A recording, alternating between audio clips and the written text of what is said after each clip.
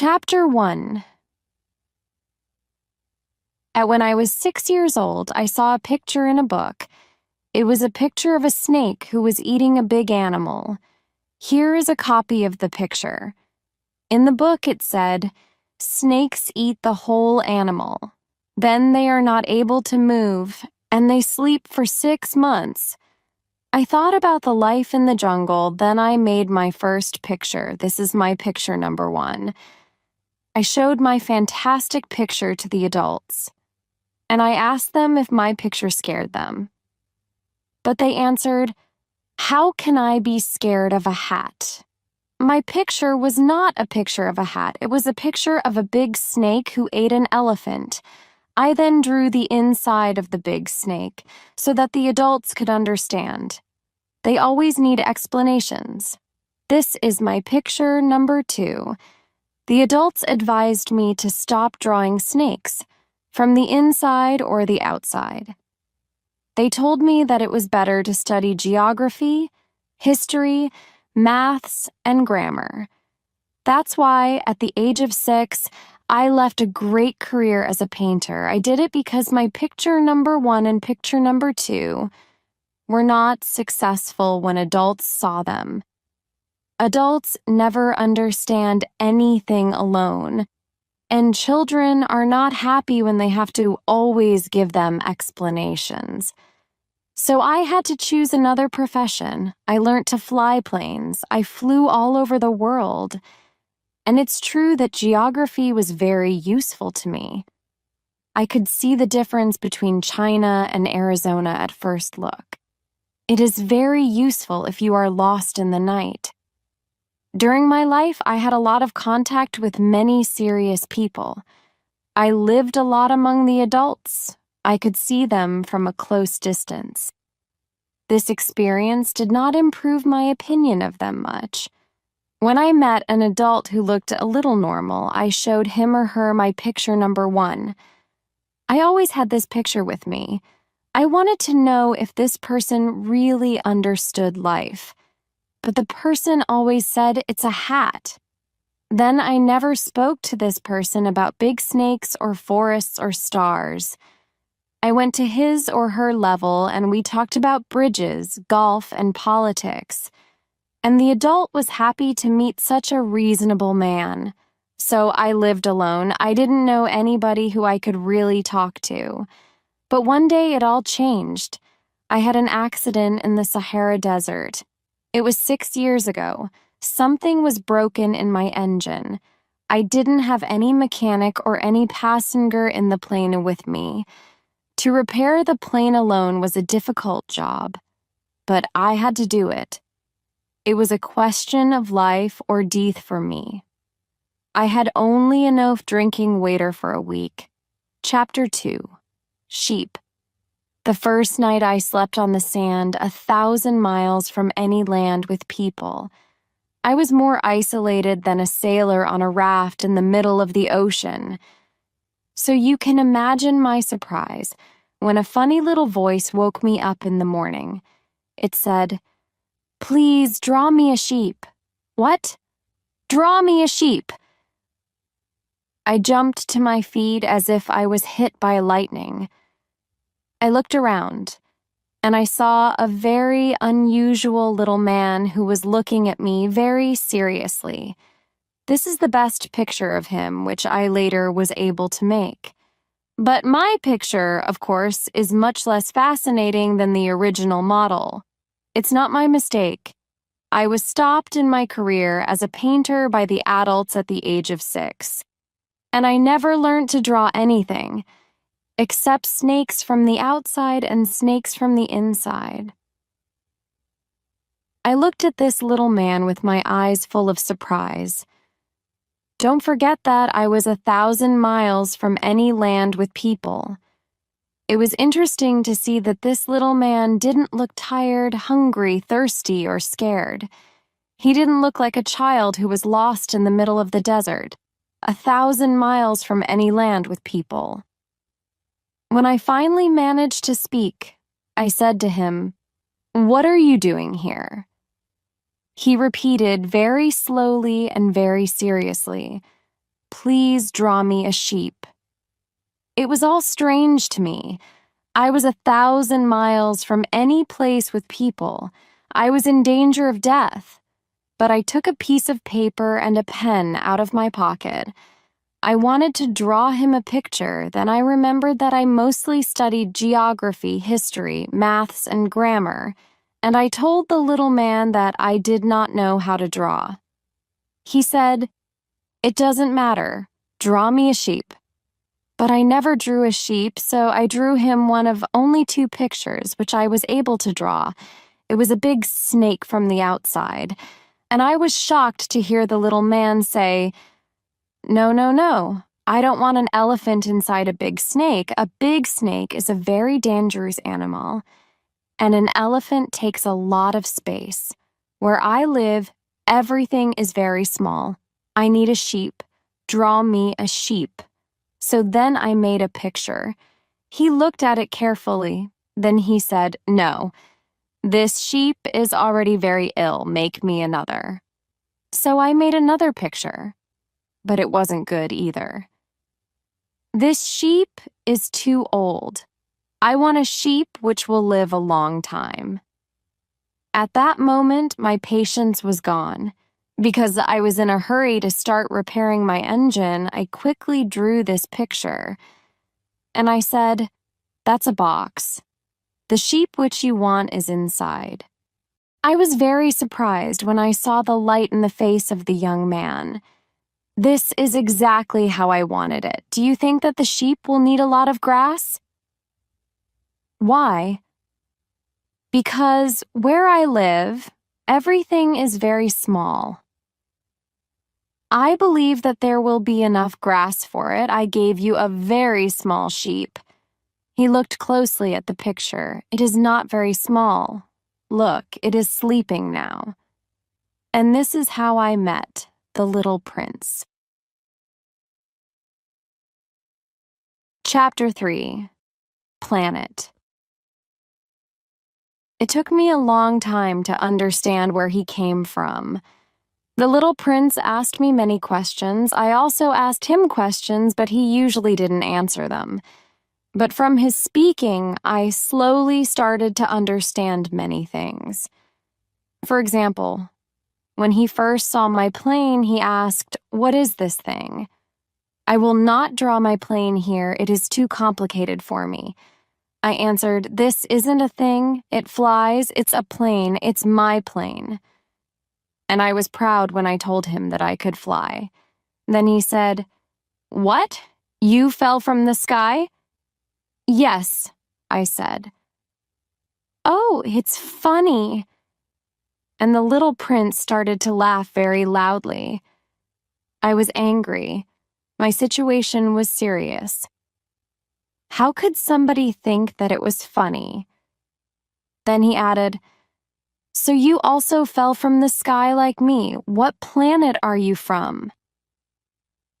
At that moment, I started to understand more about him, and I asked him quickly, "Do you come from another planet?" But he didn't answer me. He only moved his head gently. He was still looking at my plane.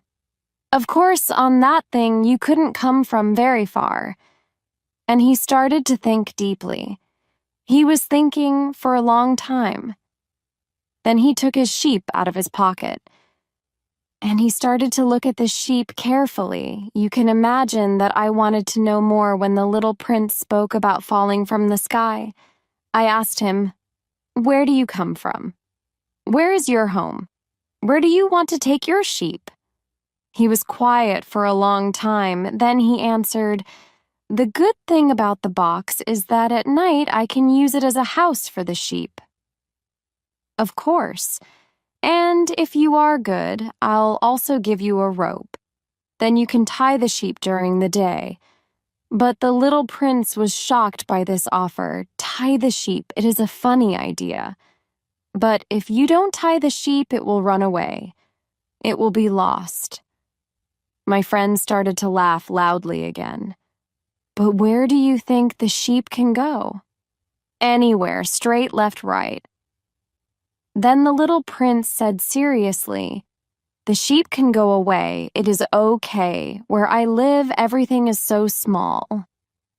He was a little sad. Then he added, "Where I live, nobody can go very far." So this way I learned a second very important thing. The planet of the little prince was very small. It was only a little bigger than a house. But it's true that it wasn't a big surprise. I knew very well that we don't only have planets like Earth, Jupiter, Mars, and Venus, which have names. There are also hundreds of other planets, which are sometimes so small that it's difficult to see them through the telescope. When an astronomer discovers one of them, he doesn't give the planet a name, but only a number. He calls it, for example, Asteroid 3251. Chapter 4, Asteroid. I believe that the planet from which the little prince came is asteroid B62. This asteroid was seen only once through the telescope. It was by a Turkish astronomer in 1909. He spoke about his discovery at the International Astronomical Congress, but nobody believed him because he was wearing Turkish clothes. Adults do such things. Fortunately for the reputation of asteroid B612, a Turkish leader made a law that people had to wear clothes like Europeans. The astronomer spoke about his discovery again in 1920. He was wearing very elegant clothes. And this time, everybody accepted his discovery. I am telling you these details about asteroid B612, and I am telling you its number, because adults like numbers. When you tell them that you have a new friend, they never ask you questions about important things. They never ask you, what is the sound of his voice? What games does he like? Does he collect butterflies? They ask, how old is he? How many brothers does he have? How much does he weigh? How much money does his father make? If they know these numbers, they think that they know this person. If you say to the adults, I saw a beautiful red house with beautiful flowers in the windows and birds on the roof, they can't imagine the house. You have to say to them, I saw a house that cost $100,000. Then they can say, it's a pretty house. So if you say to the adults, the little prince existed because he was nice, he laughed, and he wanted a sheep. If you want a sheep, it's clear that you exist. This information won't help them. They will shake their heads, and they will think that you live in a dream. But if you tell them, the planet he came from is asteroid B612, then they will believe you, and they won't ask you any questions. Adults are like that. We mustn't blame them. Children have to be very patient when they speak to adults, but of course, we who understand life, we don't care about numbers. We like to tell a story like a fairy tale. We like to say, once upon a time, there was a little prince who lived on a planet only a little bigger than himself and who needed a friend. For those who understand life, it would sound much better. Chapter 5, Elephants. This all happened 6 years ago. When I look at these memories, I feel sad. But I describe the little prince here because I don't want to forget him. It's sad to forget a friend. Not everybody had a friend. So that's why I bought a box of paints and some pencils. It's hard to start drawing at my age after so long time again. I will try, of course, to make my pictures as true to life as possible. But I'm not quite sure what the result will be. One picture is all right, and another doesn't look like what I tried to draw. I make some mistakes on the size, too. Here the little prince is too tall. Here he is too short. I'm not also sure about the color of his clothes, but I will try to do my best. In some other details, I will make mistakes too, but here you have to forgive me. It's not my fault. My friend never explained anything to me. Maybe he thought that I was like him, but I, unfortunately, don't know how to see the sheep through the walls of a box. Maybe it's because I'm a little like the adults. Maybe I'm already old. Every day I learned something about the little prince's planet. I learned about his departure from it, about his journey. The information came very slowly, usually during moments when the little prince was thinking about his past.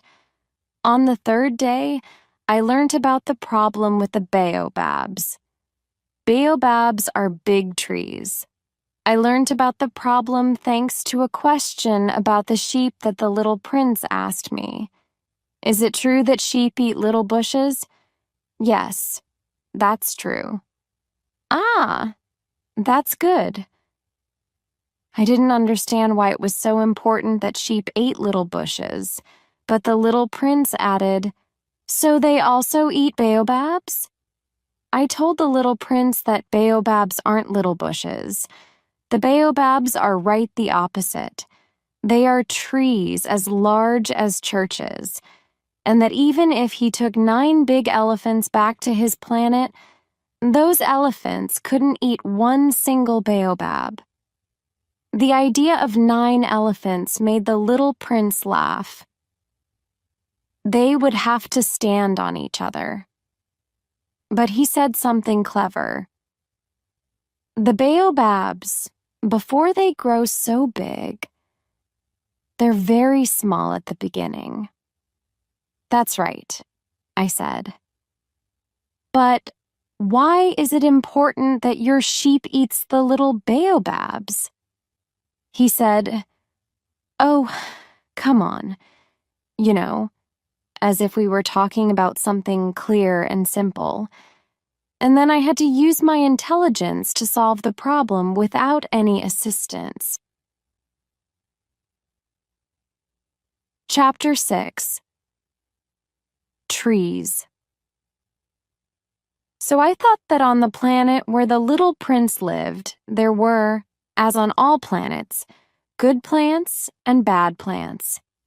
And there were also good seeds of good plants and bad seeds of bad plants, but we can't see seeds. They sleep deep in the ground until one of them wants to wake up. Then it begins to grow slowly to the sun. When it's very small, you don't know if it is a carrot seed or a rose seed. And you can let it grow as it wants, but if it is a bad plant, it is necessary to destroy the plant immediately when you can see it. And the truth was that there were some terrible seeds on the planet of the little prince. These were the seeds of baobabs. The ground of the planet was full of them. If you see a baobab too late, you will never be able to destroy it. It will go over the whole planet. Its roots will go right through it, and if the planet is too small and if there are many baobabs, they will tear the planet to pieces. It's a question of discipline, the little prince later told me. When you finish washing and you put on your clothes each morning, then it's time to clean your planet very carefully. It's necessary to pull the baobabs when you can see them. Sometimes it isn't easy because they are similar to roses when they are very young. It's a very boring job, but very easy. And one day he said to me, "You should draw a beautiful picture which will show all this to the children. This information will be useful to them if they travel one day." It's sometimes okay to postpone your work, but when it comes to baobabs, it's always a catastrophe. I knew a planet with a lazy man. He forgot to pull 3 little bushes.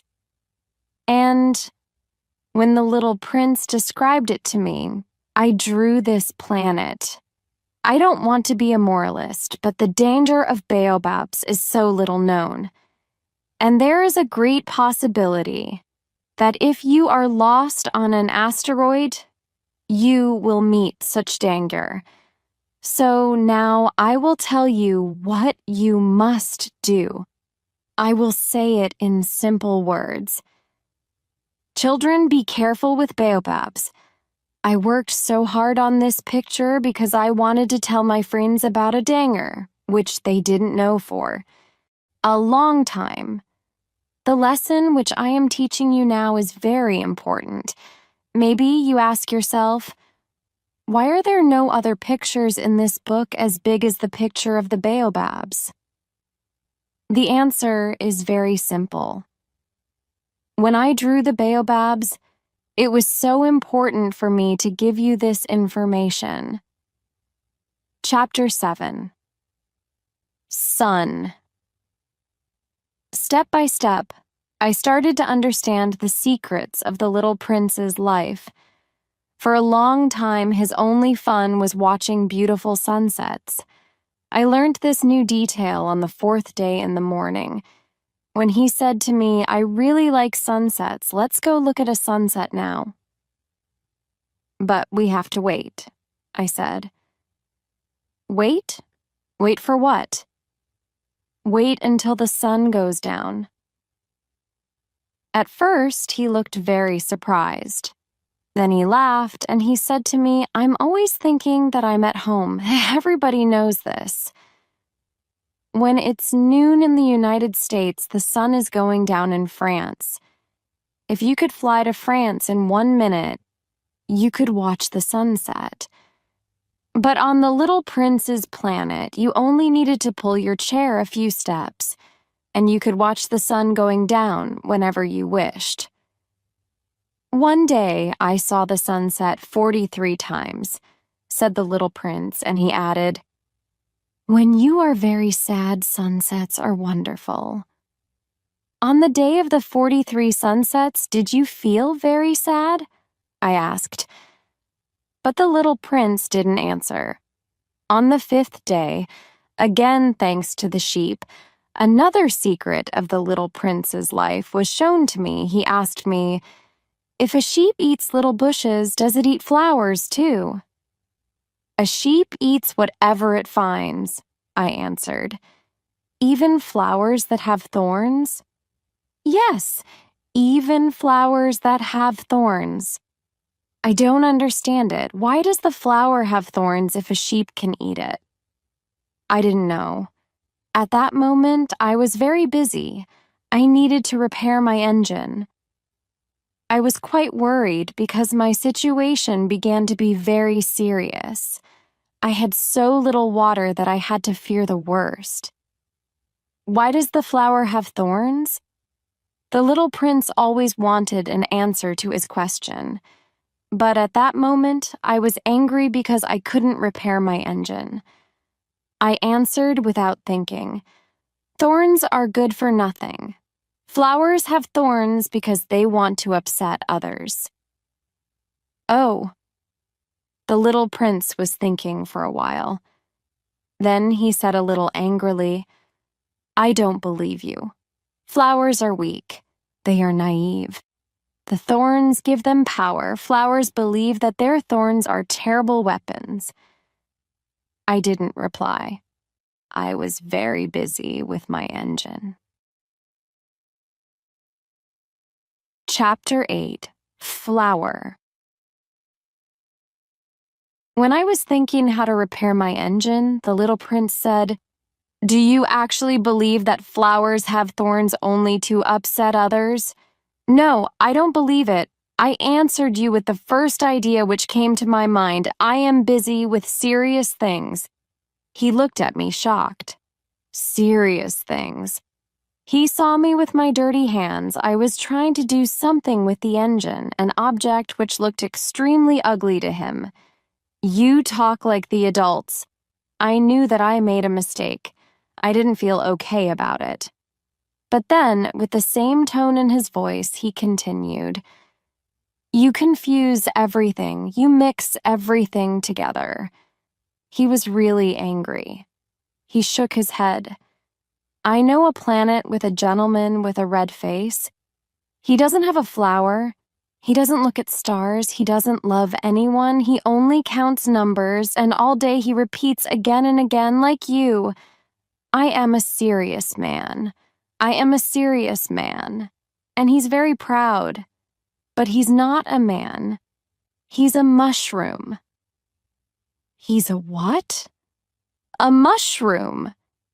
The little prince was now very angry. His face was white. Flowers have thorns. Sheep eat flowers.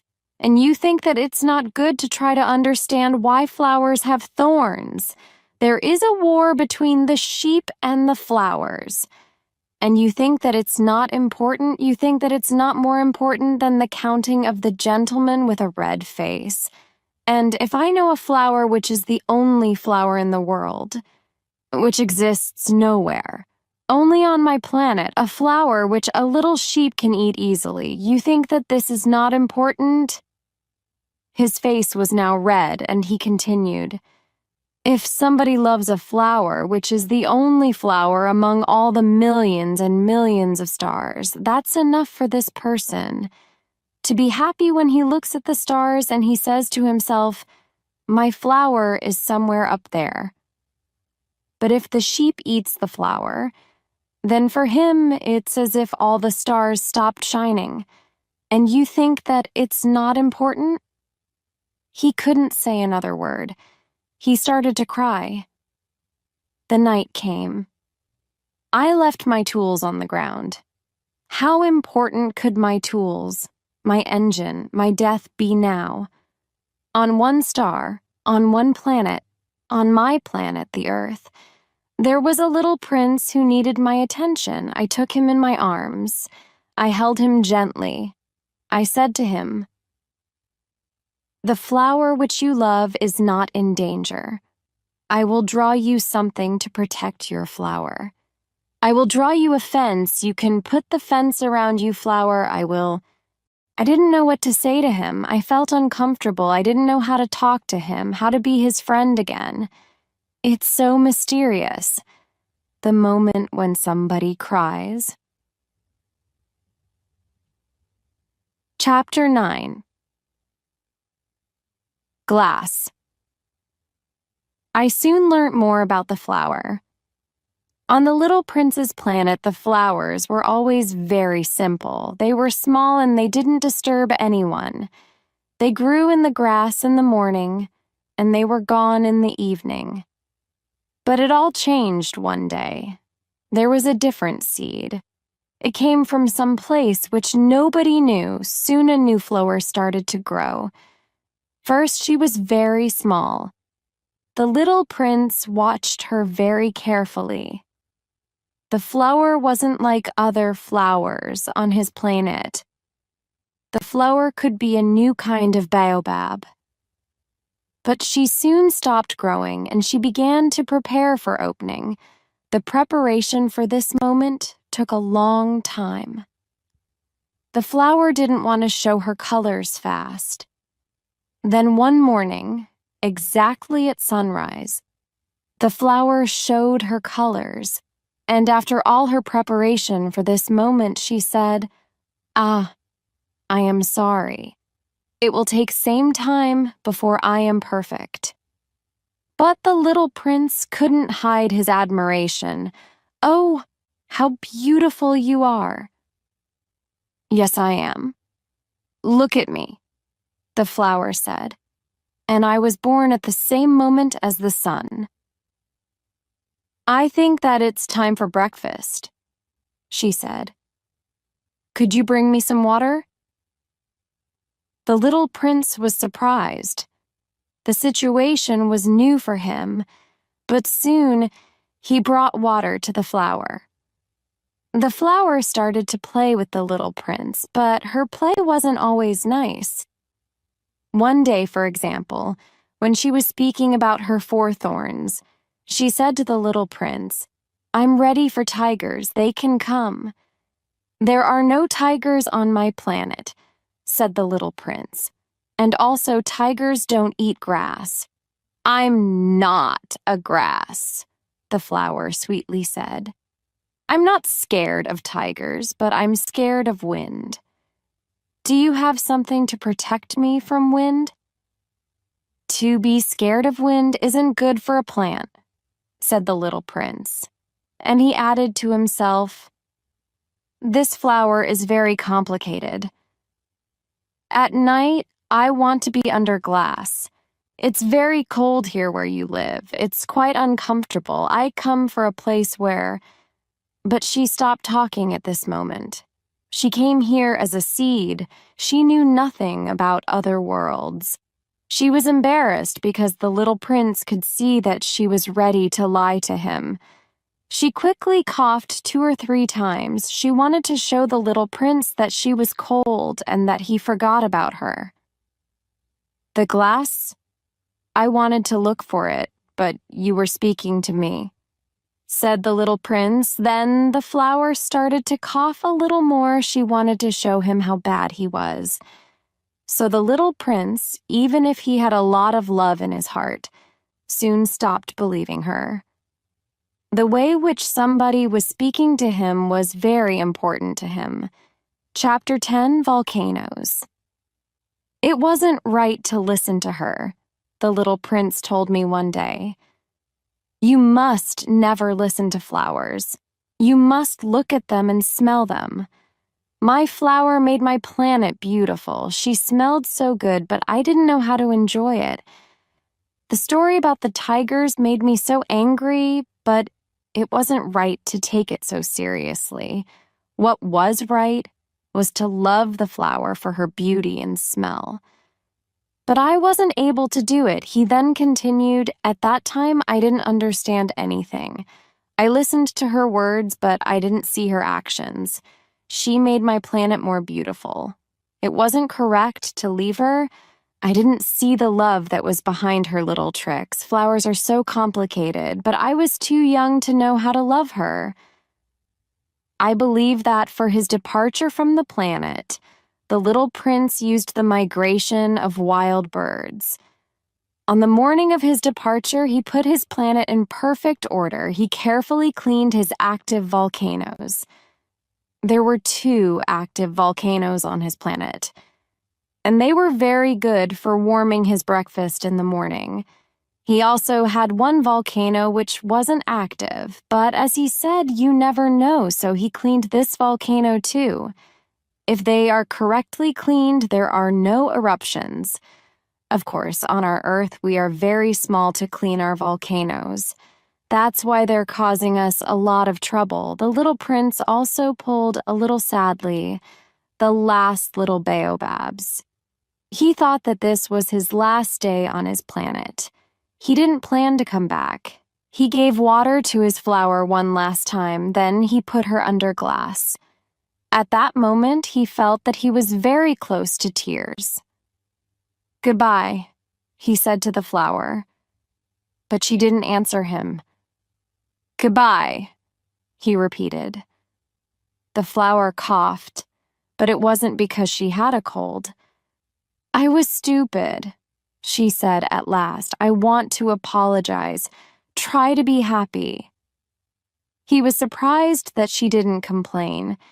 He stood there quite confused. He was holding the glass in his hand. He didn't understand this calm kindness. Of course I love you, the flower told him.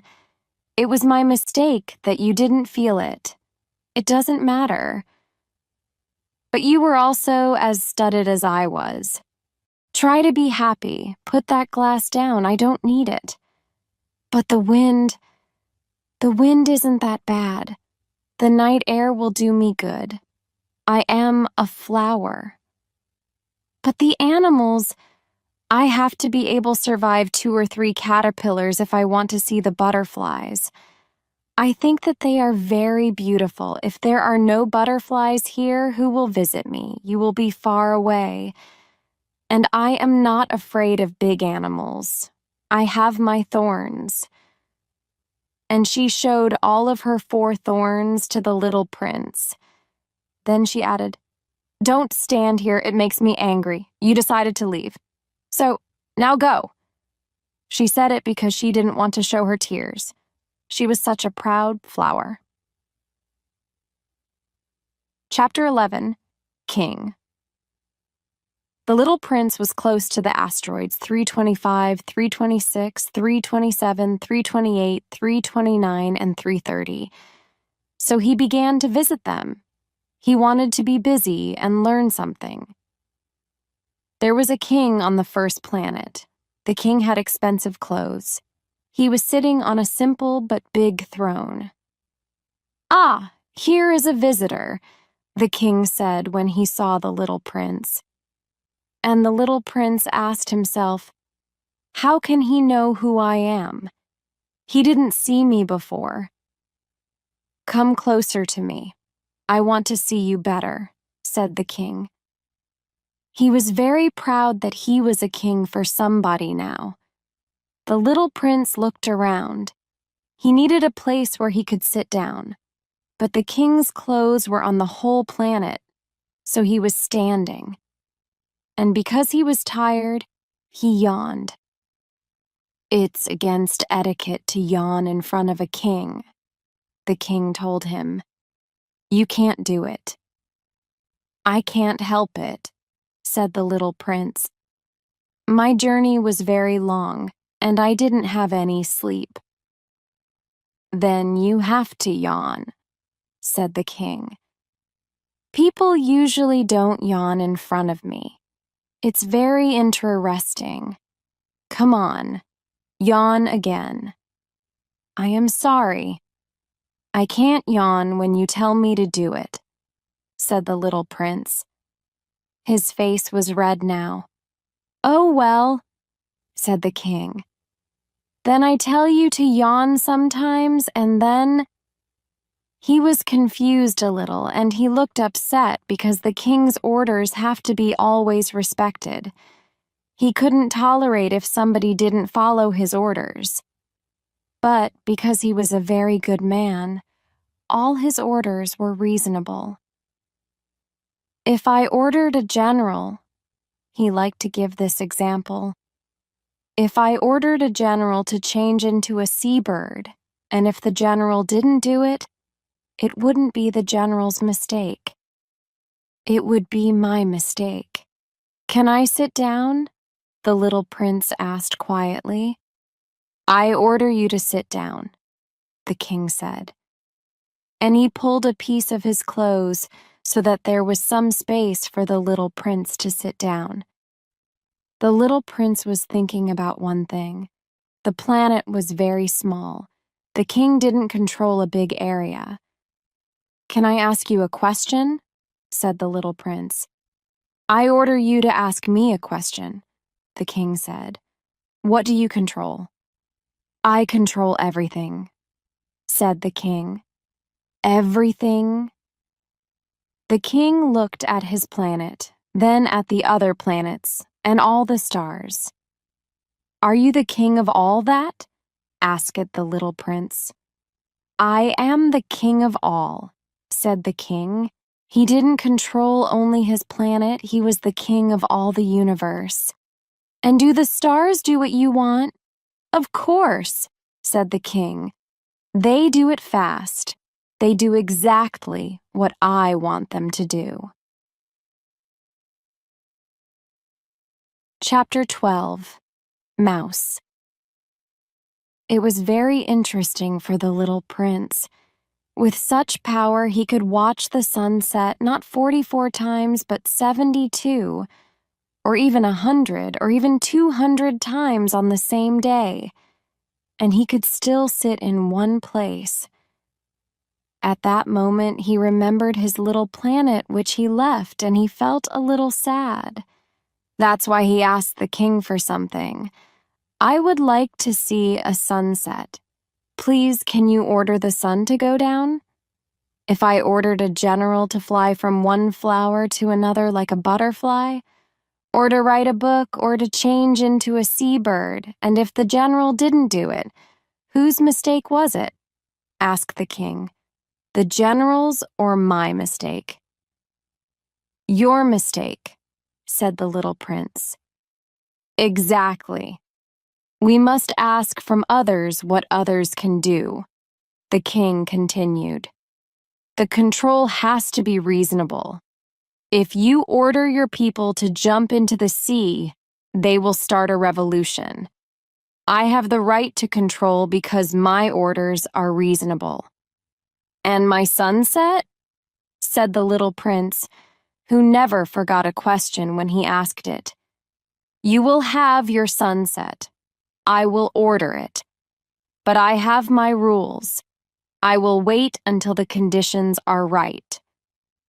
When will it be? Asked the little prince.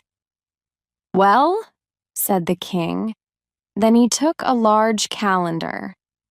It will be this evening at about 20 minutes to 8, and you will see that everything happens as I order.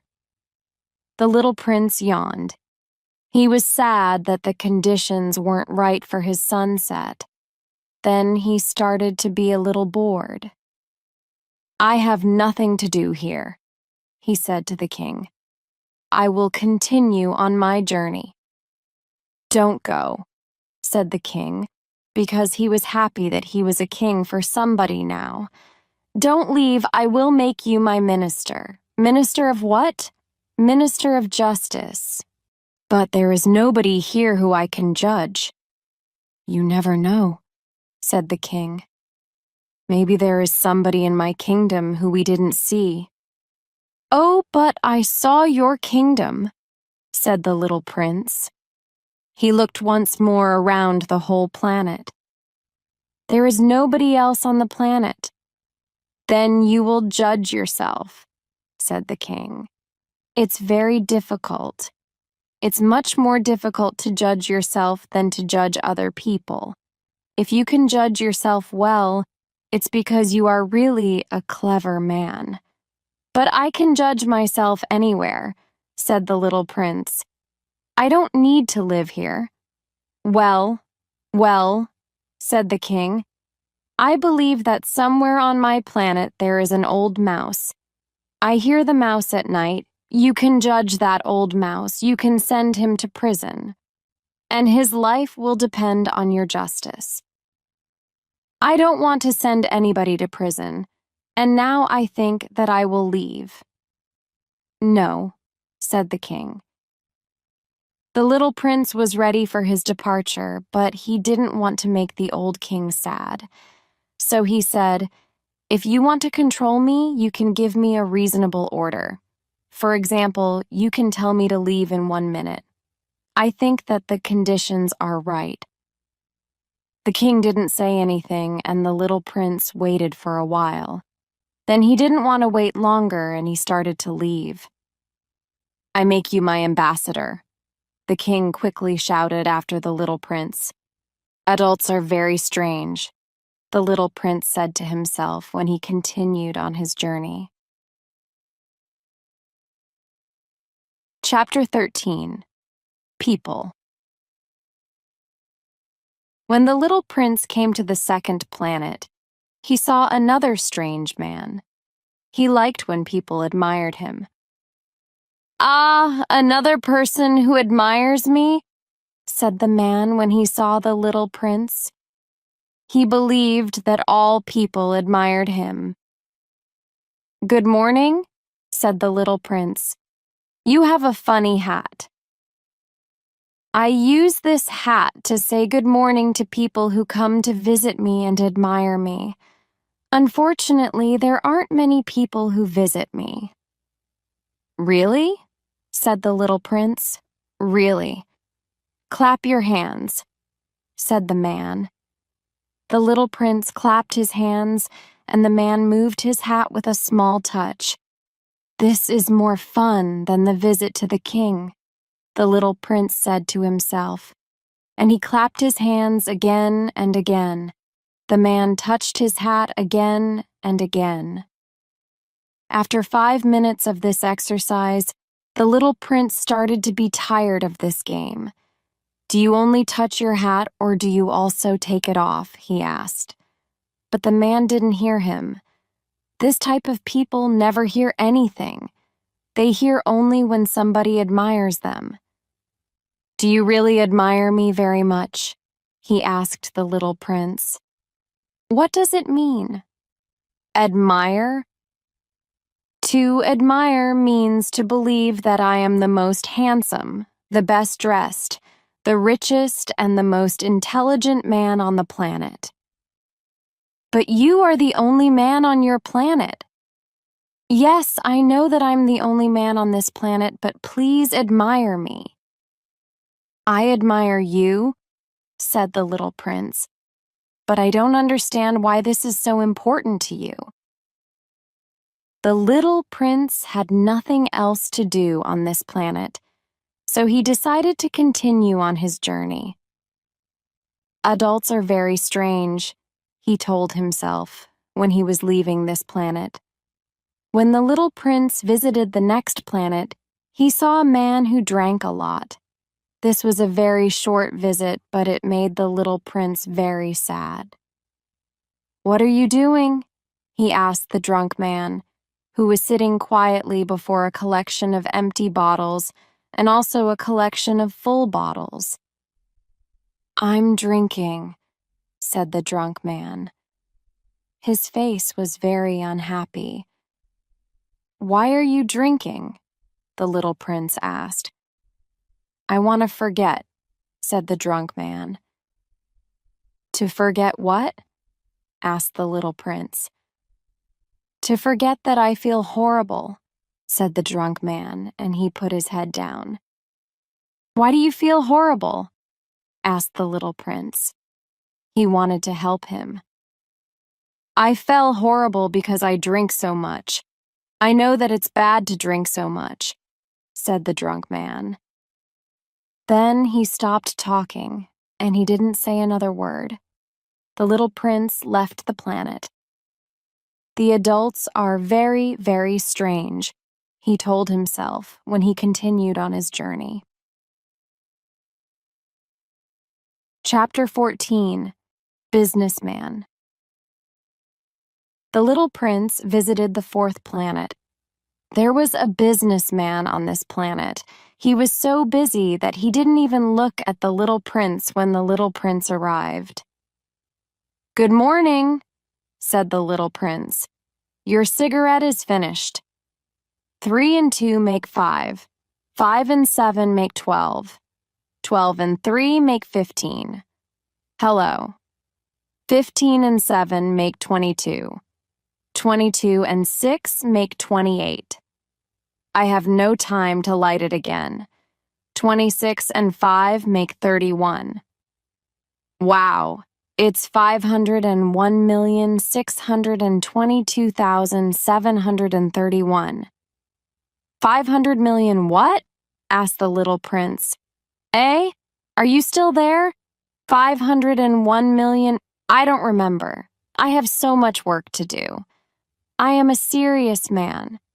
I don't want to lose my time with unimportant things. 2 and 5 make 7. 500 million what? Repeated the little prince, who never in his life let go a question when he asked it. The businessman looked at him. For the 54 years I was disturbed only 3 times. The first time it was 22 years ago, by a bird which fell on my desk. The bird made a terrible noise, and I made 4 mistakes in my calculation. The second time, 11 years ago, I was disturbed by rheumatism. I don't have enough exercise. I have no time for such unproductive activity. I'm a serious man. The third time is now. Where was I? 501 million. Million what? The businessman understood that if he wanted to have peace, he had to answer this question. Millions of those little things which you sometimes see in the sky. Flies? No, not flies. Bees? Oh no. The little golden things. Lazy people like them because they can dream when they look at them. But I am a serious man. I have no time to dream. Ah, stars? Yes, the stars. And what do you do with 500 million stars? 622,731. I am a serious person. I need exact numbers. And what do you do with those stars? What do I do with them? Yes, nothing. I own them. You own the stars? Yes. But I already saw a king who kings don't own. They control. It's very different. And why is it good to own stars? When I own stars, I am rich. And why is it good to be rich? When I'm rich, then I can buy more stars if somebody discovers them. But how can you own the stars? It's simple. Who owns them? Asked the businessman, who was already quite angry. I don't know. Nobody. Then I own them because I was the first person to think of it. That's enough? Of course. When you find a diamond, it's yours. When you discover an island, it's yours. When you have a new idea, you patent it, and it's yours. Now I own the stars because I was the first who thought of it. That's true, said the little prince. And what do you do with them? I look at them, I count them and count them again, said the businessman. It's difficult, but I am a serious man. The little prince wanted to know more. If I own a scarf, I can put it around my neck and take it with me. If I own a flower, I can pick it and take it with me, but you can't pick the stars. No, but I can keep them in the bank. How can you do that? It's easy. I write the number of my stars on a little paper, and then I put the paper to the bank. And that's all? That's enough, said the businessman. It's funny, thought the little prince, but it's not very serious. The little prince had very different ideas about serious things. I own a flower, he continued. I water her every day. I own 3 volcanoes. I clean them every week. I even clean the volcano which isn't active. You never know. It's useful to my volcanoes, and it's useful to my flower that I own them. But you're not useful to the stars. The businessman opened his mouth but couldn't find anything to say, and the little prince left. The adults are very interesting, he said to himself when he continued on his journey. Chapter 15. Lamp. The 5th planet was very interesting. It was the smallest of all.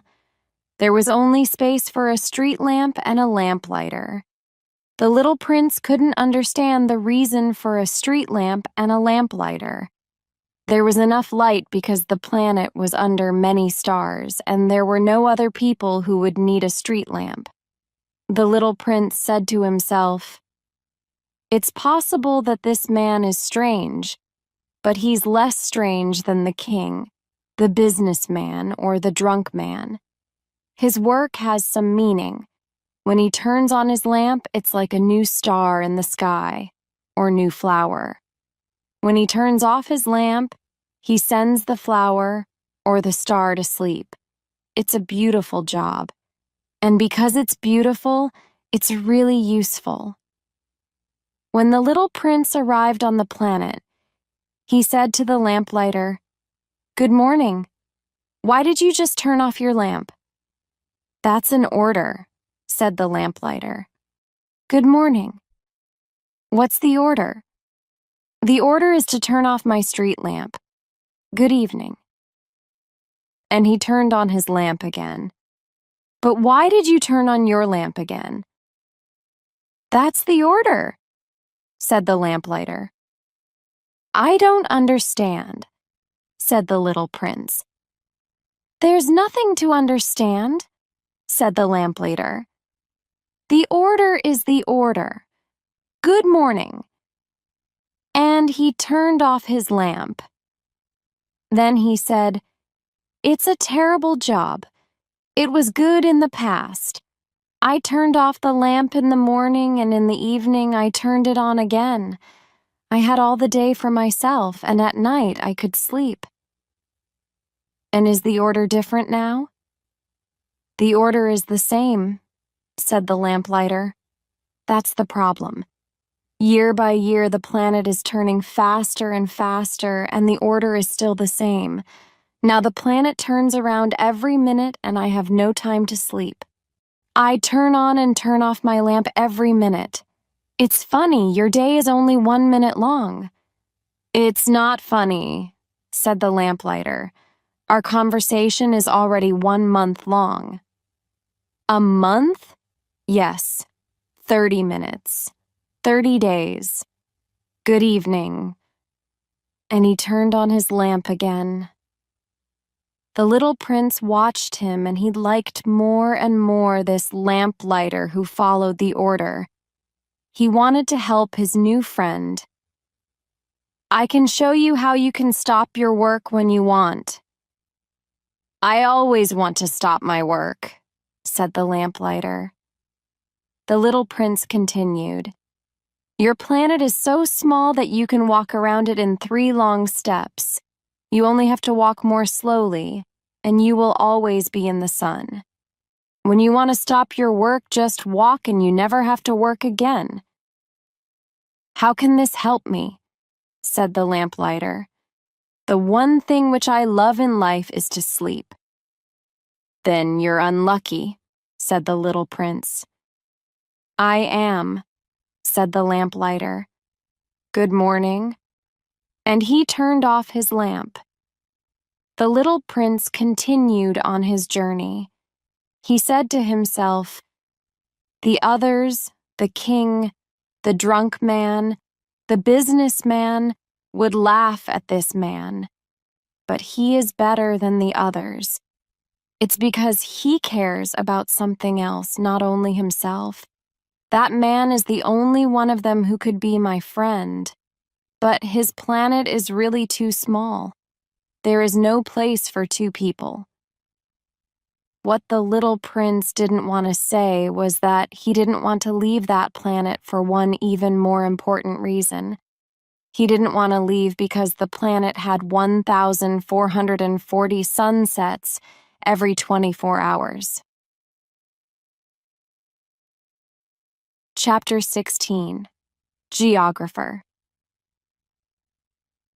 The 6th planet was 10 times bigger than the last planet. The little prince saw an old gentleman who wrote big books. Oh, here comes an explorer, he said when he saw the little prince. The little prince sat down on the table, and he was breathing fast. He was tired from traveling so much and so far. Where do you come from? The old gentleman asked him. What's that big book? Said the little prince. What are you doing here? I am a geographer, the old gentleman answered. What's a geographer? A geographer is a scientist who knows where the seas are, and rivers, cities, mountains, and deserts. That's very interesting, said the little prince. Finally, here is a man who has a real job, he thought. And he looked around at the geographer's planet. The planet was amazing.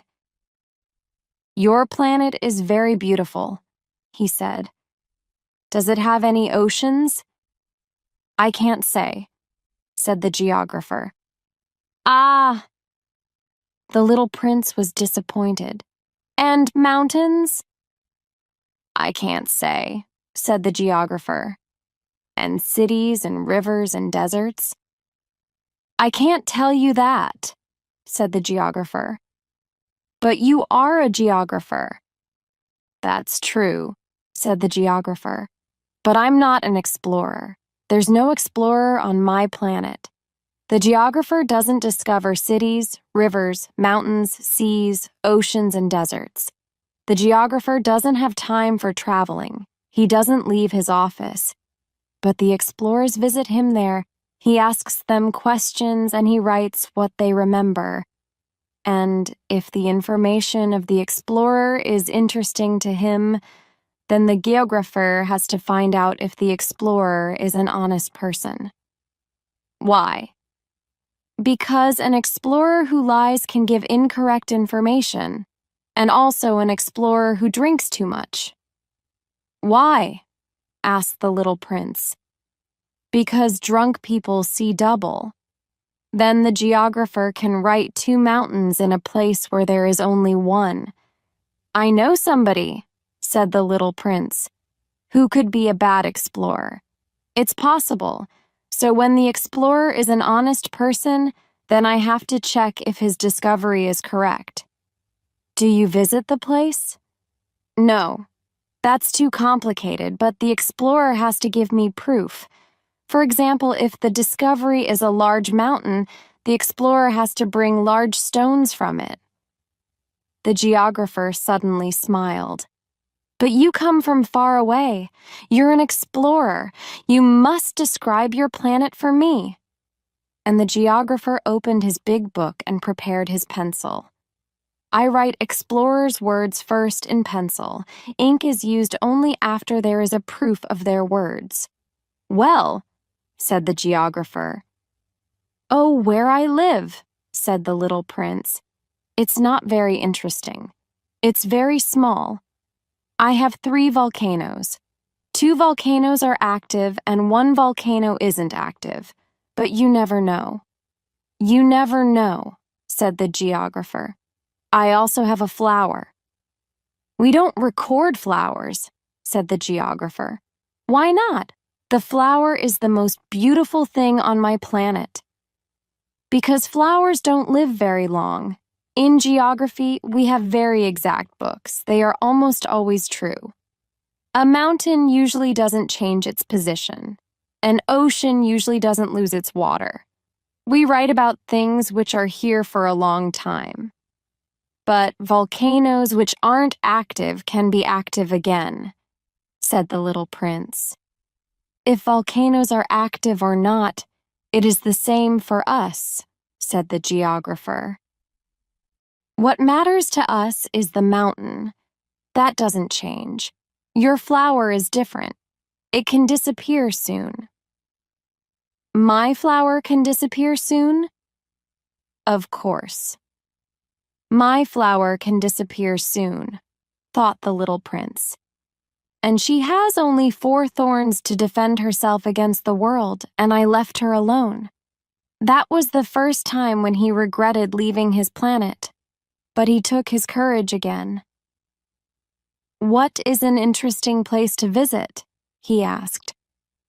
The planet Earth, the geographer answered. It has a good reputation. And the little prince continued on his way. He was still thinking about his flower. Chapter 17. Earth. The 7th planet was the Earth. The Earth is not just another planet.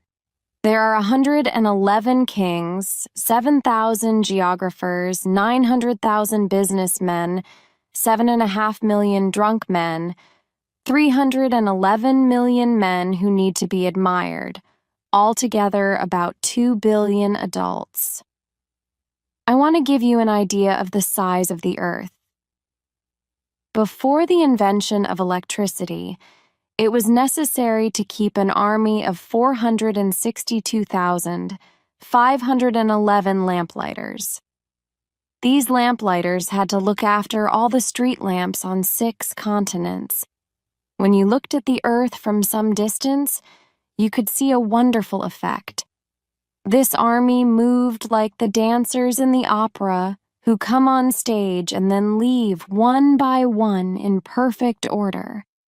The lamplighters of New Zealand and Australia came first. They turned on their lamps. Then the lamplighters of China and Siberia came. Then the lamplighters of Russia and India. Then those of Africa and Europe. Then those of South America and of North America. And they never made a mistake. They always came in the right order. It was wonderful. Only the lamplighter of the single lamp at the North Pole and his colleague of the single lamp at the South Pole had easy lives. They worked twice a year. When I speak about the lamplighters, you can think that there are many people on the planet Earth. Now I want to tell you more about people on Earth. They occupy very little space. If the 2 billion people on Earth stood close together, they could be easily put in one square. The square would be 20 miles long and 20 miles wide. You could put all people on a small Pacific island. Of course, adults will not believe you. They think that they occupy a lot of space. They think that they are as important as the baobabs. You can tell them to make their own calculation. They love numbers and they will enjoy it. But don't waste your time on this extra work. It's not necessary. Trust me, when the little prince arrived on Earth, he was quite surprised when he didn't see any people. He started to fear that he came to the wrong planet, but then he saw something move in the sand. "Good evening," said the little prince. "Good evening," said the snake. "What planet am I on?" asked the little prince. "On the planet Earth, in Africa," the snake said. "Ah, are there no people on Earth?" "This is the desert. There are no people in the desert. The Earth is very big," said the snake. The little prince sat down on a rock, and he looked at the stars. "I want to know," he said, "if each person can find his own star one day. Look at my planet. It's just above us, but how far it is." "It's beautiful," the snake said. "Why did you come here?" "I had some problems with a flower," said the little prince. "Ah," said the snake, and they were both silent. Chapter 18, Garden. "Where are the people?" the little prince finally continued in the conversation. "It's a little lonely in the desert." "It's also lonely with people," said the snake. The little prince looked at him for a long time. "You are a funny animal," he said. "You're very slim." "But I'm more powerful than a king," said the snake. The little prince smiled. "You're not very powerful. You don't even have feet. You can't travel very far." "I can take you further than a ship," the snake said. He turned around the little prince's 𝐒𝐭𝐬. "When I touch somebody, I can send the person back to the land from which he came," the snake continued. "But your soul is so clear, and you come from a star."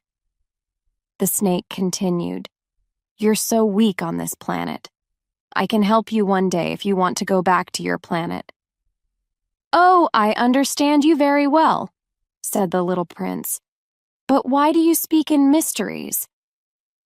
"I solve all mysteries," said the snake. And they were both silent. The little prince said goodbye to the snake. He started walking in the desert. Soon he met a flower. "Good morning," said the little prince. "Good morning," said the flower. "Where are the people?" the little prince asked politely. The flower saw a caravan a long time ago. "People? I believe that there are 6 or 7 of them. I saw them years ago. But you never know where to find them. The wind takes them away. They have no roots, and that makes their life very difficult." "Goodbye," said the little prince. "Goodbye," said the flower. The little prince climbed a high mountain. The only mountains he knew were the 3 volcanoes which were as high as his knees. He said to himself, "From a mountain as high as this one, I will be able to see the whole planet and all the people." But he only saw other mountains around. "Hello," he said. "Hello, hello, hello," the echo answered. "Who are you?" asked the little prince. "Who are you? Who are you?" Who are you? The echo answered. Let's be friends. I am lonely, he said. I am lonely. I am lonely. I am lonely, the echo answered. This is a strange planet, he thought. It's dry and hard, and people here have no imagination. They repeat whatever you say to them. On my planet I had a flower, she always spoke first. The little prince was walking for a long time through sand and rocks. And then he finally discovered a road. And all roads lead to people. Good morning, he said. He was standing before a garden full of roses. Good morning, said the roses. The little prince was looking at them carefully. They all looked like his flower. He was surprised. Who are you? He asked. We are roses, the roses said. Ah, said the little prince, and he felt very unhappy. His flower told him that she was the only flower of her kind in the whole universe, and here were 5,000 of them, all the same, in only one garden. I thought I was rich because I had this one special flower, but actually I had only a normal rose. So I have a normal rose and 3 volcanoes which are as high as my knees. It isn't much. I think that I'm not a very great prince, he thought, and he was lying in the grass and he was very sad. Chapter 19. Fox. Then the fox came. Good morning, said the fox. Good morning, the little prince said politely. Who are you? You're very pretty. I'm a fox, said the fox. Play with me, the little prince said. I'm very sad. I can't play with you, I'm wild, the fox said. Ah, I'm sorry, said the little prince. But after some thought, he added, What does wild mean? You're not from here, said the fox. What are you looking for? I'm looking for people, said the little prince. What does wild mean? People, said the fox, have guns and they hunt. It's a problem for me. They also have chickens. That's the only interesting thing about them. Are you looking for chickens? No, said the little prince. I'm looking for friends. What does wild mean? It means that I'm not connected to you and you're not connected to me. You're not connected to me? That's correct, the fox said. For me, you're only a little boy, like 100,000 other little boys. And I don't need you, and you don't need me. For you, I'm only a fox, like 100,000 other foxes. But if I'm not wild for you, we will need each other. You will be the only boy in the world for me. I will be the only fox in the world for you. I'm beginning to understand, the little prince said. There's a flower. I think that she isn't wild for me. It's possible, said the fox. On Earth, we can see many different things. Oh, my flower is not on Earth, the little prince said. The fox was very interested. On another planet? Yes. Are there hunters on that planet? No. That's interesting. And chickens? No. Nothing is perfect, said the fox.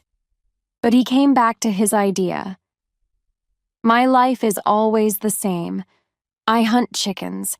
Men hunt me. All the chickens are similar and all the men are similar. So I'm a little bored, but if I'm not wild for you, my life will be happier.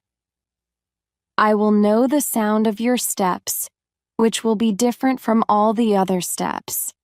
The other steps will send me back underground. Your steps will be like music to me. And then, look, do you see the cornfields over there? I don't eat breed. For me, corn is not useful. The cornfields say nothing to me, and that's sad. But you have golden hair. I think that it's wonderful. The corn which is also golden will help me not to forget you. And I will love the sound of the wind in the corn. The fox became silent and looked at the little prince for a long time. Please stay with me for some days, he said. I would like to stay with you, said the little prince, but I don't have much time. I want to find friends and learn new things. We only learn about things which we are connected to, said the fox. People don't have time to learn anything. They buy things from shops. But because there are no shops where you can buy friends, people don't have friends. If you want a friend, be connected to me. What do I have to do to be connected to you? Asked the little prince. You have to be very patient, said the fox. First, you have to help me not to be wild to you. You will sit down at a little distance from me, over there in the grass. I will watch you with one eye and you won't say anything. Words can be a problem sometimes, but every day you will be able to sit a little closer. Chapter 20. Secret. The next day, the little prince returned. It is better if you return at the same hour, said the fox. If you come, for example, at 4 p.m, then at 3 I will begin to be happy. I will feel happier and happier the closer it is to 4. At 4 I will be very excited. I will show you how happy I am. But if you come at any time, I will never know at what time my heart should be ready for you. There have to be some rules. Why? The rules are important. They make one day different from other days, 1 hour from other hours. For example, hunters have their rules too. They dance with the village girls every Thursday.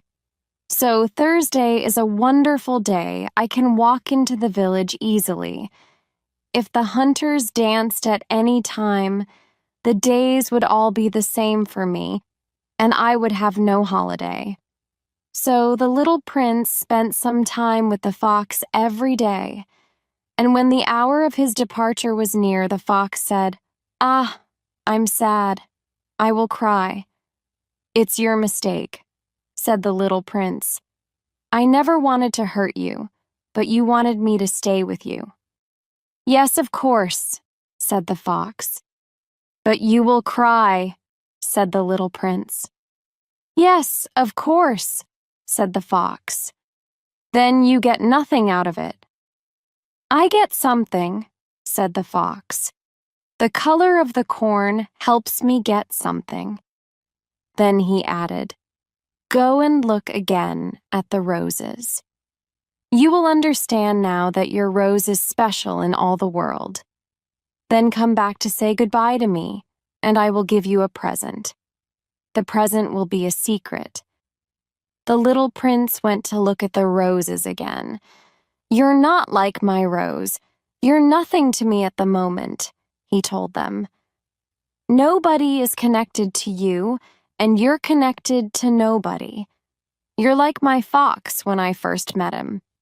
He was only a fox like 100,000 others, but he's my friend now, and he's special in all the world." Then he continued, "You're lovely, but you are empty. Nobody would die for you. Of course, to somebody who only walked around my rose would look exactly like you. But my rose is more important to me than all the hundreds of other roses because she's the rose who I gave water. She's the rose who I put under glass. For her, I killed the caterpillars, except 2 or 3 which we saved to become butterflies. Because she's the rose who I listened to when she complained, or when she was proud, or when she said nothing. Because she is my rose. And he returned to the fox. Goodbye, he said. Goodbye, said the fox. Here is my secret. It's quite simple. You can see clearly only with the heart. What is important, eyes can't see. What is important, eyes can't see, repeated the little prince. He wanted to remember this secret. It's the time which you spent with your rose which makes your rose so important. It's the time which I spent with my rose, said the little prince. People forgot this truth, said the fox. But you mustn't forget it. You are responsible forever for something what you're connected to. You're responsible for your rose. I'm responsible for my rose, the little prince repeated. Chapter 21. Trains. Good morning, said the little prince. Good morning, said the man who worked at the railway station. What do you do here? The little prince asked. I change the direction of the trains, said the man. I send some trains to the right, some trains to the left. And at that moment, an express train shook the man cabin when it passed it at high speed. They are in a great hurry, said the little prince. What are they looking for? Nobody knows that, said the man. And a second express train passed them in the opposite direction. Are they coming back already?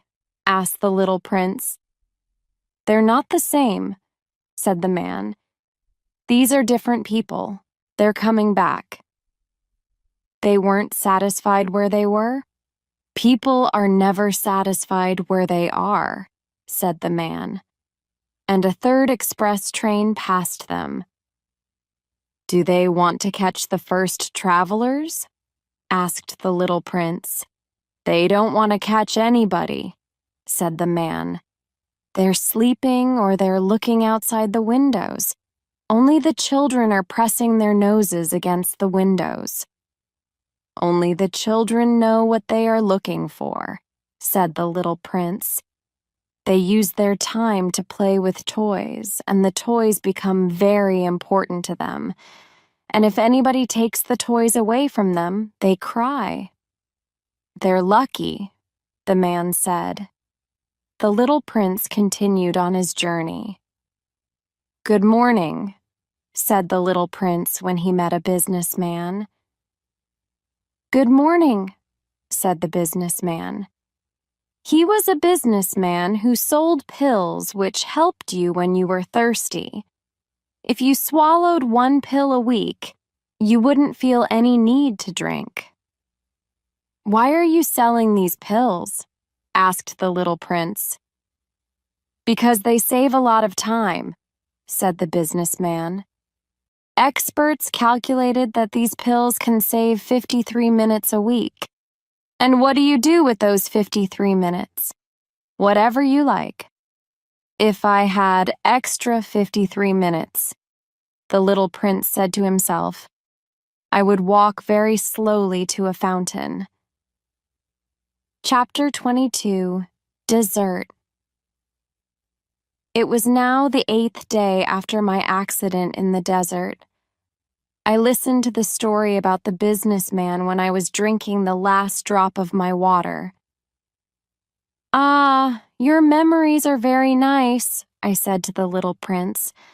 But my plane is still broken. I have nothing to drink. I would also be happy if I could walk very slowly to a fountain. My friend, the fox, told me, My dear little man, this has nothing to do with the fox. Why not? Because we will soon die. But the little prince said, It's good to have a friend, even if you can soon die. I am very glad that I have a fox as a friend. He can't see the danger, I said to myself. He's never hungry or thirsty. He only needs a little sunshine. But he looked at me and he answered my thought. I'm thirsty too. Let's look for a well. It was crazy to look for a well in this big desert. But we started walking. After we walked for several hours in silence, night came and the stars began to shine. I saw them as in a dream. I had a little fever because I was very thirsty. The last words of the little prince danced in my memory. So, you are thirsty too? I asked him. But he didn't answer my question. He only said to me, water can also be good for the heart. I didn't understand his answer, but I said nothing. I already knew that it was useless to ask him questions. He was tired. He sat down. I sat down next to him. And after a silence, he spoke again. The stars are beautiful because of a flower which we can't see. Sure, I said. Then I looked at the hills of sand which were all around us in the moonlight. The desert is beautiful, said Little Prince. And it was true. I always loved the desert. You sit down on sand. You see nothing. You hear nothing. But something beats and shines in that silence. Chapter 23. Well, what makes the desert beautiful, said the little prince, is that it hides a well somewhere. I agreed with the little prince. When I was a little boy, we lived in an old house and there was a story. The story said that the house had a treasure somewhere in the floor. Of course, nobody was able to find the treasure. Maybe nobody was really looking for it. But that treasure made the house special. My home was hiding a secret. Yes, I said to the little prince. It can be a house or the stars or the desert. What makes them beautiful is invisible. I'm glad, he said, that you agree with my fox. When the little prince fell asleep, I took him in my arms and I started walking again. I was full of emotions. It looked to me that I was carrying a great treasure. In the light of the moon, I looked at his white face, his closed eyes, his golden hair which moved in the wind.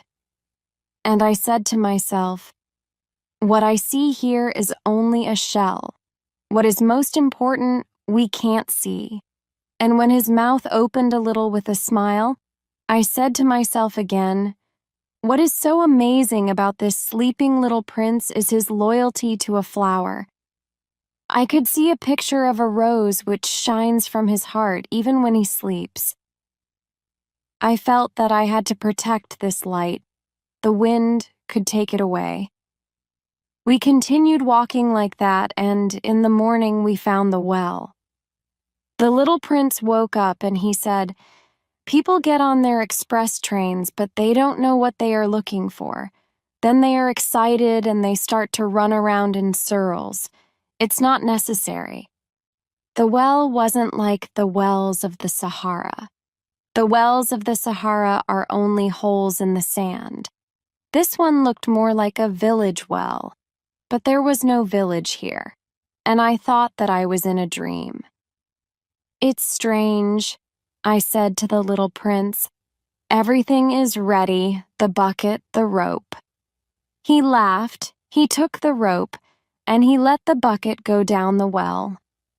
As the bucket went down, we heard some interesting sound. Can you hear it? Said the little prince. We woke up the well, and the well is singing. Chapter 24. Water. When the bucket was full of water, I said, leave it to me. It's too heavy for you. Slowly, I pulled the bucket up. I left it on top of the well. I was tired but happy. The song of the well was still in my ears. When I looked at the bucket, I could see the sunshine in the water. "I'm thirsty for that water," said the little prince. "Let me drink some." And I understood what he was looking for. I helped him hold the bucket. He drank with his eyes closed. It was as nice as some special celebration. That water wasn't only a drink. It was born from our walk under the stars, from the song of the well, from the work of my arms. It was good for the heart, like a present. When I was a little boy, the light of the Christmas tree, the Christmas music, the smiles of the people, all these things made the Christmas presents special. "Where you live," said the little prince. "The people have 5,000 roses in one garden, but they don't find what they are looking for." "They don't find it," I said.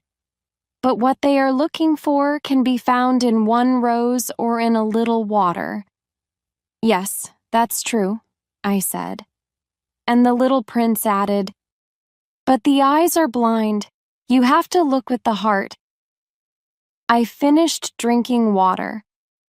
I could breathe well now. The sand at sunrise is the color of honey, and that color was making me happy too. So I didn't understand why I felt so sad. "Don't forget about your promise," said the little prince when he sat down next to me. "What promise?"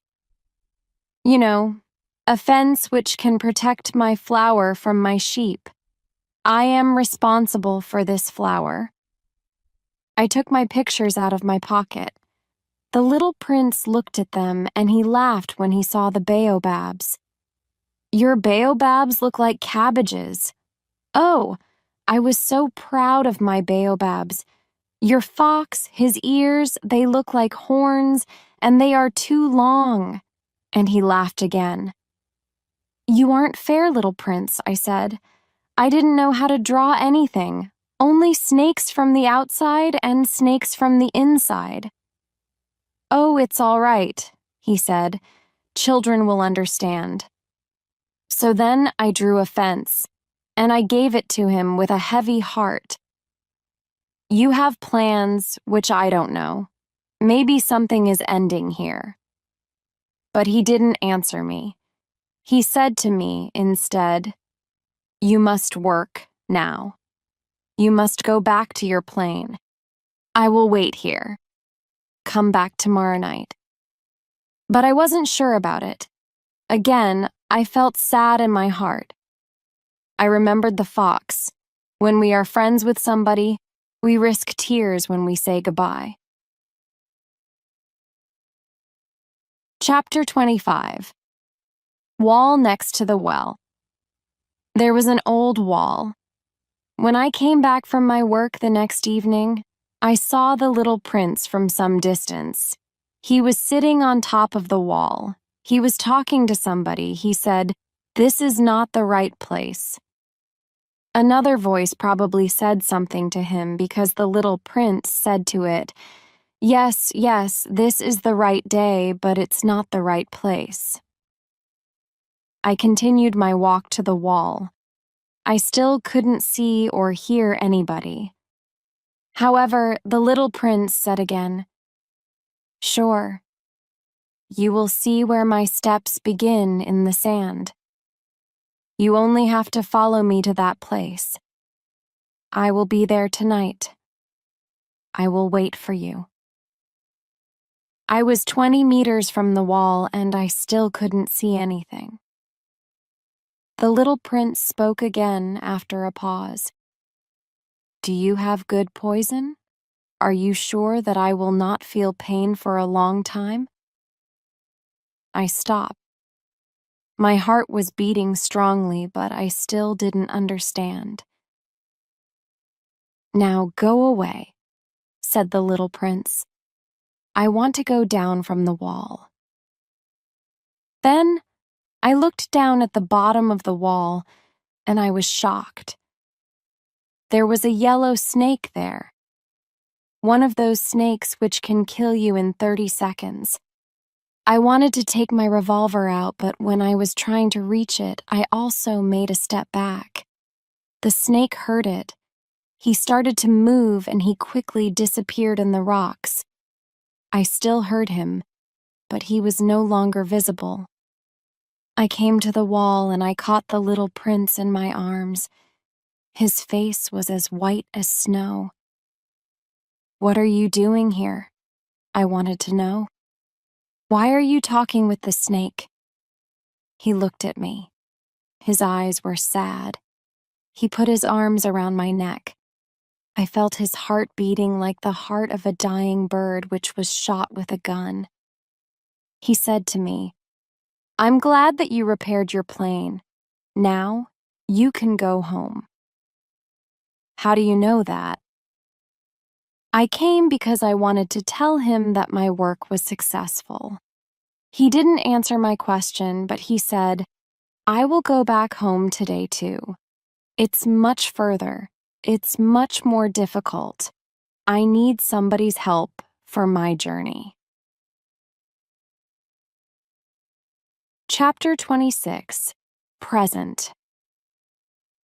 I knew that something strange was happening. I was holding him in my arms like a little child, but I felt that he was falling down into a big hole, and I couldn't do anything to help him. His face was very serious now. He said, "I have the sheep, and I have the box for the sheep, and I have the fence." And he smiled sadly. I waited a long time. I could see that he was feeling a little better. Then I said, "Dear little man, you are afraid."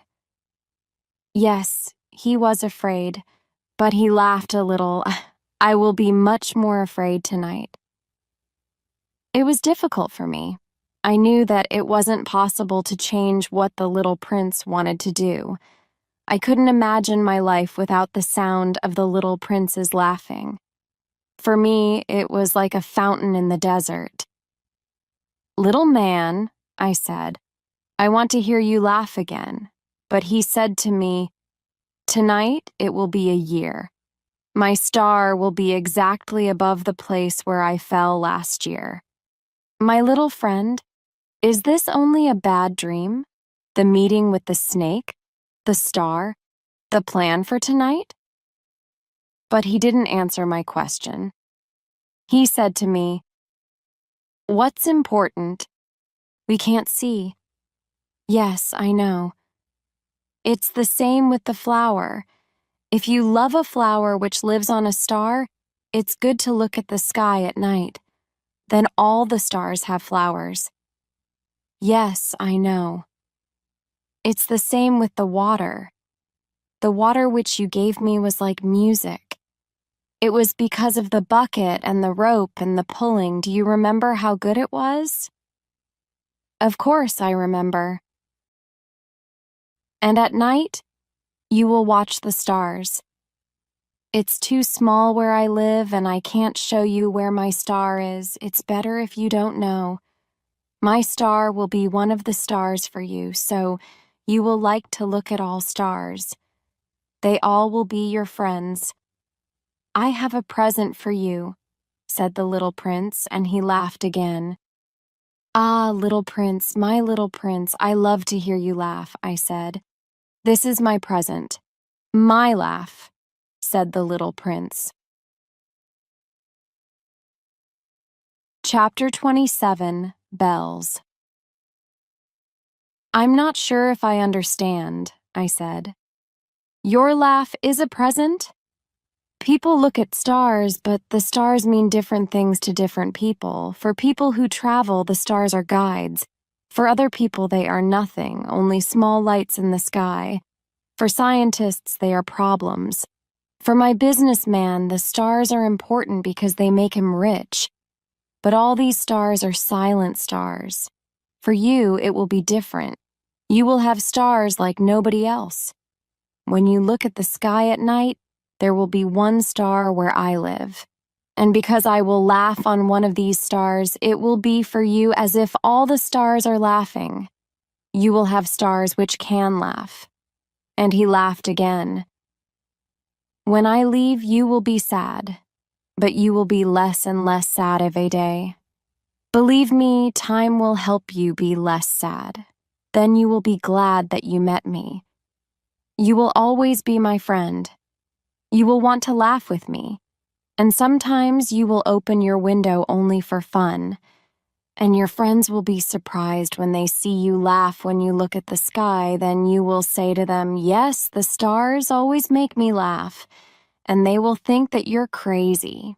It's a little trick that I will play with you." And he laughed again. "It will be as if I gave you, instead of stars, a lot of little bells which can laugh." And he laughed again. Then he became serious again. "Tonight, don't stay with me." "I won't leave you," I said. "Tonight I will look as if I'm in pain. I will look as if I'm dying. It will look like that. Don't come to see that. It's not necessary. I won't leave you." But he was worried. He said, "I'm also asking you not to come because of the snake. He mustn't bite you. Snakes are bad sometimes. They can bite you only for fun." "I won't leave you." Then he said, "It's also true that snakes have no poison for the second bite." That night I didn't see the little prince leave. He went away from me without making a sound. When I was able to catch him, he was walking fast with determination. He only said to me, "Ah, you are here." And he took me by the hand. But he was still worrying. "It's wrong that you came. You will feel bad. I will look as if I'm dead, and it won't be true." I was silent. "You understand. It's too far. I can't take this body with me. It's too heavy." I was silent. "But it'll be like an old empty shell. There is nothing sad about old shells." I was silent. He tried to explain it one more time. He said, "It will be very nice, you know. I will look at the stars too. All the stars will be wells with a rope and a bucket. All the stars will pour fresh water for me to drink." I was silent. "It will be so much fun. You will have 500 million little bells, and I will have 500 million fountains." And he was silent too, because he was crying. Chapter 28, Departure. "Here is the place. Let me continue alone," said the little prince, and he sat down because he was afraid. Then he said, "You know, my flower, I am responsible for her, and she's so weak. She's so naive. She has only 4 thorns which can't protect her enough from the world." I sat down too because I couldn't stand. "That's all," he said. He waited a little. Then he stood up. He took 1 step. I couldn't move. I saw something yellow which moved quickly near his leg. He didn't move for a moment. He didn't cry. Then he fell down gently as a tree falls. There wasn't even any sound, because of the sand. This all happened 6 years ago. This is the first time when I tell this story. When I returned, the people were happy when they saw me alive. I was sad because I lost the little prince, but I said to them that I was only tired. Now I'm not so sad. I know that he returned to his planet because I didn't find his body at sunrise. And at night, I love to listen to the stars. It's like 500 million little bells. But here's something interesting. The fence which I drew for the little prince wasn't very big. So sometimes I ask myself, what is happening on his planet? Maybe the sheep jumped over the fence and ate the flower. But sometimes I think, of course not. The little prince puts his flower under glass every night and he watches his sheep well. Then I am happy. And all the stars laugh gently. Sometimes I say to myself, everybody can forget sometimes. Everybody can forget to put the glass over the flower on some evening. And the sheep can come to the flower in the night, and then the bells change to tears. It's all a great mystery. For you who also love the little prince, and for me, nothing in the universe can be the same if somewhere, we don't know where, a sheep ate or didn't eat a rose. Look up at the sky. Ask yourself, did the sheep eat the flower or not? And you will see how everything changes. And no adult will ever understand that this is so important. For me, this is the most beautiful and saddest land in the world. I want to make another picture of it. It's the same as the picture before, but I drew the land once more. I want to remember it better. It's here where the little prince appeared on earth and disappeared. Look at this picture carefully, because you can come to this place one day if you travel in Africa in the desert. And if you really come to this place, I am asking you, please don't hurry. Wait a little when you're under the star. Then, if a little man appears who laughs, who has golden hair, and who doesn't answer your questions, you will know who he is. If this happens, please be so kind, don't let me be sad. Write to me quickly that he is back.